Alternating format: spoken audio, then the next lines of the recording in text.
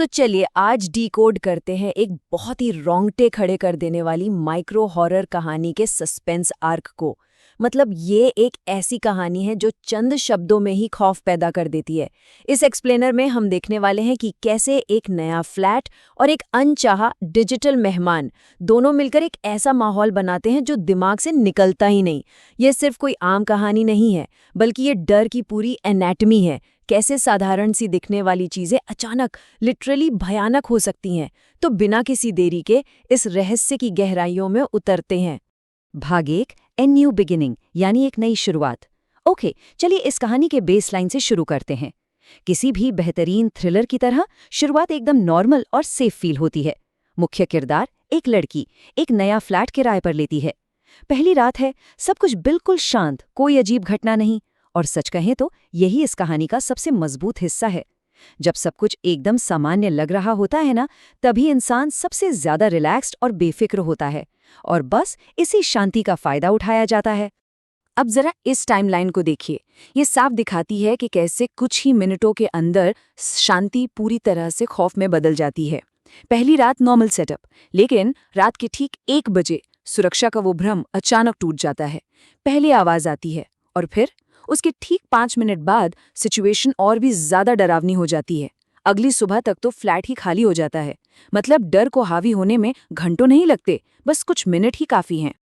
अब यहाँ जो होता है वो काफी इंटरेस्टिंग है। रात के 1 बजे अचानक उस ब्लूटूथ स्पीकर से एक अनजान आवाज आती है, फाइनली कोई तो आया। रात के सन्नाटे में किसी मशीन से ऐसा सुनना रोंगटे खड़े करने के लिए काफी है। जाहिर सी बात है, लड़की डर जाती है, लेकिन उसका दिमाग तुरंत एक बहुत ही लॉजिकल कारण ढूंढ लेता है कि शायद कोई रैंडम डिवाइस कनेक्ट हो गया होगा। कोई भी इंसान पहली बार में शायद यही सोचेगा, और इसी लॉजिक के चलते वो ब्लूटूथ ऑफ कर देती है। ऐसा लगता है कि चलो प्रॉब्लम सॉल्व। लेकिन असली सस्पेंस तो अब शुरू होता है। ब्लूटूथ ऑफ करने के ठीक 5 मिनट बाद वो स्पीकर खुद ब खुद फिर से ऑन हो जाता है, और इस बार जो आवाज आती है वो पहले से कहीं ज्यादा साफ है। स्पीकर कहता है, बेड के नीचे मत देखना। अब ये कोई रैंडम कनेक्शन या ग्लिच तो बिल्कुल नहीं हो सकता। ये वार्निंग एकदम क्लियर है और सीधे उसी के लिए है। ये वो पल है जहां टेक्नोलॉजी पर से भरोसा पूरी तरह टूट जाता है और एक अनजाना डर दिमाग पर हावी होने लगता है। भाग 2 द टेरिफाइंग ट्रूथ। और यहां से कहानी अपने क्लाइमैक्स पर पहुंचती है।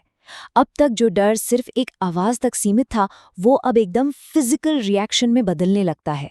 स्थिति पूरी तरह से आउट ऑफ कंट्रोल हो चुकी है। हम इन स्टेप्स को देखते हैं।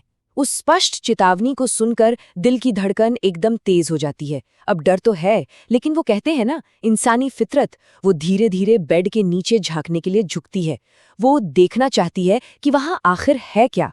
लेकिन जैसे ही वो झुक रही होती है, स्पीकर से अचानक और बहुत ही लाउड आवाज आती है, मत देखना। इस तेज और अचानक आई आवाज से घबराकर वो तुरंत पीछे हट जाती है। ये पूरा सीक्वेंस इस तरह से सेट है कि किसी की भी सांसें अटक जाएं। और फिर जब वो डरकर पीछे हटती है, ठीक उसी सेकंड स्पीकर की आवाज के अलावा एक और आवाज आती है। और ये कोई डिजिटल आवाज नहीं थी, ये सीधे बेड के नीचे से आ रही थी। किसी के भारी सांस लेने की आवाज, एकदम साफ। सच कहूं तो ये कहानी का सबसे खौफनाक हिस्सा है। डर अब कोई मशीन की आवाज नहीं रहा, कोई सच में फिजिकली उस कमरे में ठीक उस बेड के नीचे मौजूद है। भाग 3 अनसॉल्व्ड मिस्ट्री। उस भयानक रात के क्लाइमैक्स के बाद सीधा अगली सुबह का सीन आता है। वो रात कैसे बीती, उस पल के बाद क्या हुआ, ये सब एक बहुत बड़ा रहस्य बन जाता है। सुबह का सन्नाटा उस रात के शोर से एकदम अलग है, लेकिन ये सन्नाटा सुकून नहीं देता, बल्कि और भी ज्यादा बेचैन कर देता है। और ये स्लाइड इस पूरे सस्पेंस को बहुत ही ब्रिलियंट तरीके से इलस्ट्रेट करती है। बाईं तरफ देखिए, अगली सुबह वो फ्लैट पूरी तरह से खाली मिलता है। लड़की का कोई नामो निशान नहीं है। वो कहाँ गई, क्या हुआ, किसी को कुछ नहीं पता। लेकिन अब दाईं तरफ देखिए, वो ब्लूटूथ स्पीकर, वो अभी भी कनेक्टेड है। लड़की गायब हो चुकी है, लेकिन वो डिजिटल कनेक्शन, वो खौफ का जरिया अभी भी वहीं का वहीं है।